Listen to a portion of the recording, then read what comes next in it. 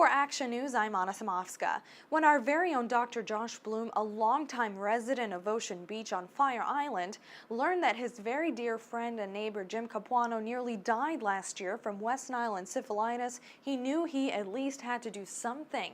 The problem, a counterproductive, decades-long policy that banned mosquito spraying on Ocean Beach, and it nearly cost Jim, a cancer survivor, his life.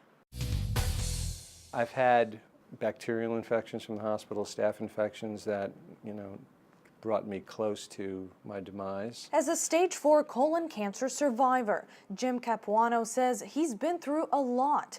Hours of chemotherapy and countless hospital visits, but he says nothing could prepare him for this. Last year, Jim was infected with the West Nile virus. Sunday evening, I wasn't feeling very well. I felt flu-like symptoms.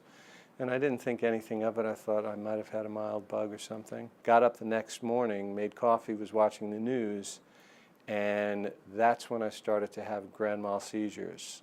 The next thing that I remember is waking up in NYU Hospital in intensive care. His seizures followed by a 10-day medically induced coma. Doctors traced his mosquito bite back to Ocean Beach, a community on Fire Island, one of 2 that have banned mosquito spraying for decades. Fire Island, especially our town, is infested with mosquitoes, unfortunately. That's the one drawback about being there. There's a lot of standing water around my house. Once it rains and the ground gets saturated, so mosquitoes just hatch like crazy, and it's almost impossible to just sit out on the back deck at night.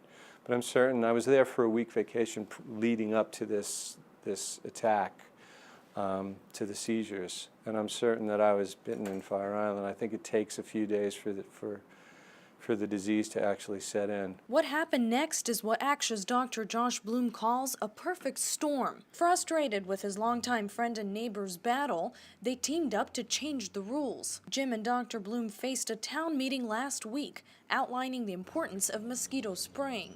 It's a dangerous disease which is relatively rare. It's in the same category as yellow fever, and it can be deadly, and it can be like the flu or somewhere in between. I became someone that you couldn't argue with. So I presented the facts on the toxicity of the mosquito spray, which is called Anvil. It's essentially non-toxic. All chemicals are rated in terms of health hazards, and the ratings are 0 to 5, with 5 being you're going to die if you get in the same room with it, 0 being salt. Anvil comes in at category 1, which is really the least toxic of all chemicals. And DEET and citronella, which you spray all over yourself or breathe, come in at category 2. So it's a higher toxicity category than the bug spray.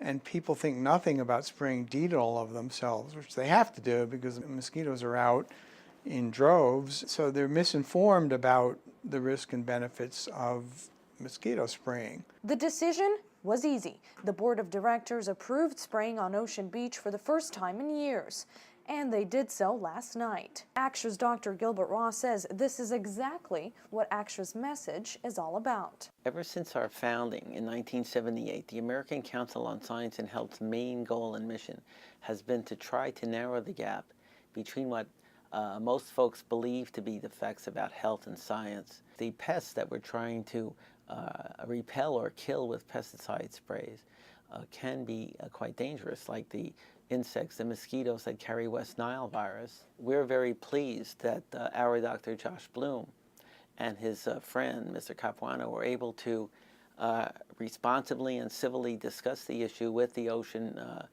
Beach authorities, and that they saw the error of their ways of the past and have decided to go ahead with mosquito spraying. And for that, we give them great credit. And that story ends very well. Of course, the Suffolk County Health Department conducted ground spraying just 2 days ago.